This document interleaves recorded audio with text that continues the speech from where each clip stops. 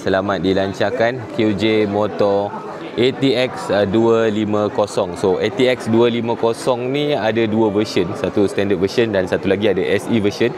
Nanti saya tunjuk. Kosong ni dikuasakan dengan enjin satu silinder 250cc yang mampu menghasilkan kuasa sekitar 25 HP dan juga 24 Nm of torque, and of course final drive dia menggunakan sistem CVT automatic. Apa belakang dia, lampu belakang dia. And sistem suspension belakang dia menggunakan dual shock yang ada sub tank. So ini kompartmen dia, kompartmen bawah seat dia agak kecil juga pada saya untuk sebuah skuter 250cc. Ada USB charging port Type A dan juga Type C, guys. Oi, meter TFT guys, full colored TFT meter. Menggunakan sistem keyless. Sistem suspension hadapan dia menggunakan telescopic fork.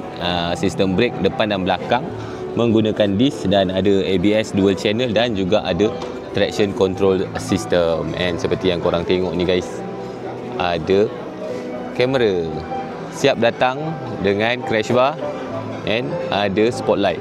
Harga jualan dia bermula daripada RM12,988 saja. So jom kita tengok version SE pula. So yang ini yang saya kata yang SE Special Edition tu, tak adalah SE. Nama dia pun dia lain guys. Nama dia QJ Motor ATX 250X. So specs dia lebih kurang sama saja macam ATX 250 tadi, cuma dia ada perbezaan dari segi warna lah, of course lah warna dia. And sistem suspension hadapan dia menggunakan USD fork. Tadi pakai telescopic fork. And korang tengok dia punya rim dia. Rim dia pakai rim jejari. Ini tubeless ni guys. Dan of course yang lain dia ni lah. Dia ada box, siap datang dengan box. Untuk ATX 250X ni, harga dia berbeza RM1,000 je guys. Bermula daripada RM13,888 sahaja. So pilihlah mana satu yang korang mahu. Dia record pakai Insta360 X4 yang latest model.